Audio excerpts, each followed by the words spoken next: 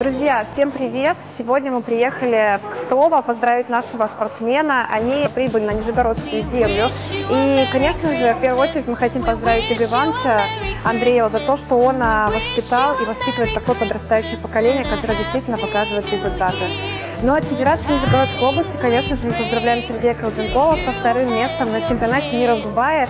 Он действительно доказал и показал, что такое мужская сила, упорство и труд.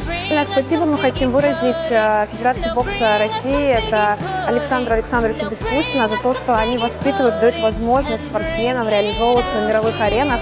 Ну и, конечно же, организация «Гей» в лице Марназара Кремлева за то, что он делает такие масштабные события, такие дают большие наградные. И за всю историю Федерации бокса России мы привезли такое большое количество медалей, кубков. И наша сборная команда России первая.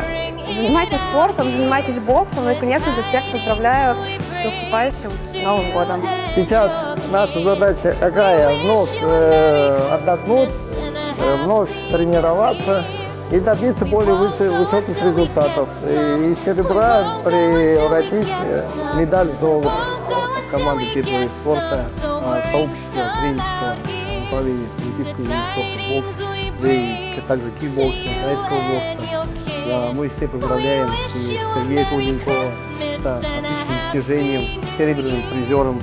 Это огромное достижение, которого у нас не было более 10 лет.